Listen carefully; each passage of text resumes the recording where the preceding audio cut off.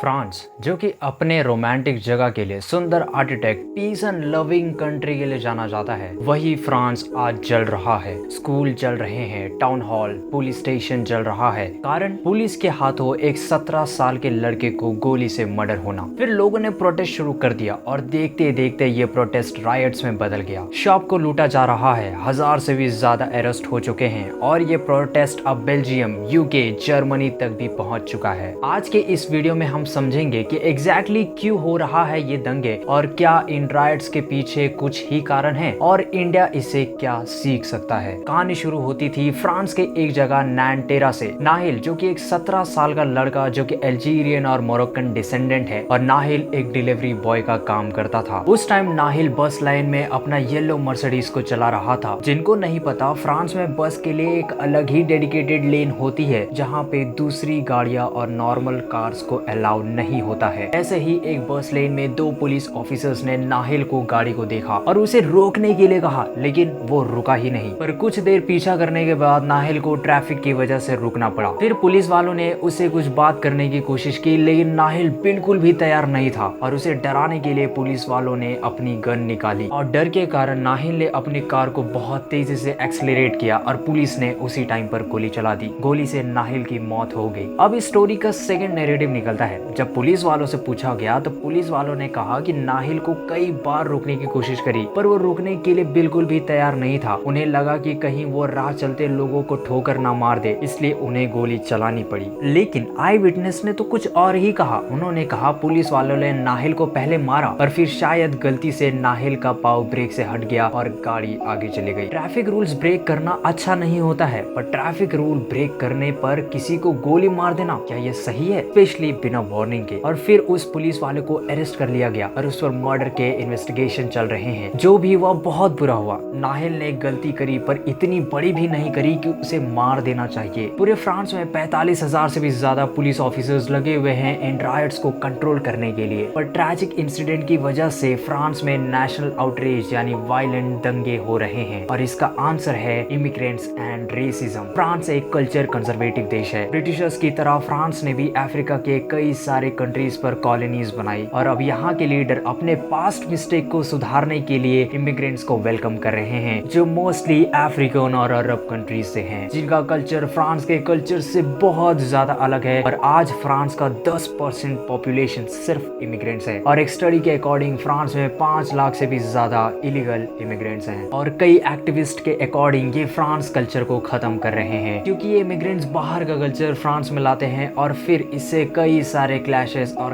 Crime बढ़ते जा रहे हैं। दूसरी तरफ ये इमिग्रेंट्स कहते हैं कि उनके साथ बहुत ही ज्यादा रेसिज्म, डिस्क्रिमिनेशन होता है। नाहिल के दादी और लोग और मीडिया कह रहे हैं कि राइट्स का नाहिल के इंसिडेंट से कोई रिलेशन नहीं रहता है। ऊपर से देखे तो ये पूरा मुद्दा सिर्फ नाम के लिए नाहिल के लिए है, बट रियलिटी तो कुछ और ही है, क्योंकि उस पुलिस वाले को तो अरेस्ट कर दिया गया है, फिर इतना ज्यादा वायलेंट राइट्स क्यों? Answer is political. शॉकिंग ये नहीं है कि नाहिल के फैमिली के लिए $2,20,000 फंड रेज हुआ, लेकिन शॉकिंग बात तो ये है कि पुलिस वाले के लिए भी $1 मिलियन का फंड रेज किया गया है। यानी मर्डर के खिलाफ भी लोग हैं और मर्डर को सपोर्ट करने वाले भी लोग हैं। ये शॉकिंग है। इन सब का एक ही बड़ा रीजन है, फ्रांस में लाया गया न्यू इमिग्रेंट्स लॉ, जिनका एम है इमिग्रेंट्स को कंट्रोल करना और इंटीग्रेशन इंप्रूव करना। अब इन लॉज में से कुछ लॉज बहुत ज्यादा इमिग्रेंट्स को राइट्स देते हैं, लेकिन कुछ लॉज ऐसे भी हैं जो लोगों को बिल्कुल भी पसंद नहीं आ रहा है। और नाहिल के इस इंसिडेंट को कवर बनाकर इमिग्रेंट्स अपनी नाराजगी जता रहे हैं वायलेंस राइट्स के रूप में, जैसे डिपोर्टेशन, जिसमें इमिग्रेंट्स को पहले 12 चांसेस मिलते थे अपील करने के लिए, लेकिन अब सिर्फ 4 कर दिया गया है। पर ये लॉ फ्रांस गवर्नमेंट को अथॉरिटी देती है कि डिसाइड कर सकते हैं कि उन्हें किस तरह के लोग चाहिए और किस तरह के लोग नहीं चाहिए। इसमें से एक लॉ होता है इंटीग्रेशन कॉन्ट्रैक्ट, जिसमें अगर किसी को फ्रांस में रहना है तो उस पर्सन को फ्रेंच वैल्यूज, फ्रेंच तौर तरीके, फ्रेंच कल्चर के साथ मिक्स होना पड़ता है और उस इमिग्रेंट्स को फ्रेंच के कल्चर के वैल्यू करनी पड़ती है। क्या ओके है क्या नहीं, ये सब कुछ उसे सीखना पड़ता है। इवन इमिग्रेंट्स के ईज के लिए फ्रेंच कल्चर और वैल्यूज की क्लासेस भी होती हैं। हर साल 1 लाख से भी ज्यादा लोग इसे अटेंड करते हैं। ये बहुत जरूरी भी है, क्योंकि जब भी कोई पर्सन अपनी कंट्री से कहीं और शिफ्ट होता है तो उसे अपने कुछ पुरानी वैल्यूज को छोड़नी पड़ती है, उस कंट्री के कुछ नए वैल्यूज अपनानी पड़ती है। कमेंट में बताइए कि आपका ओपिनियन क्या है। ऐसे ही अमेजिंग और इन्फॉर्मेटिव कंटेंट के लिए हमारे चैनल को सब्सक्राइब कीजिए और अगर वीडियो अच्छी लगी लाइक कीजिए। मिलते हैं नेक्स्ट वीडियो में। Good bye.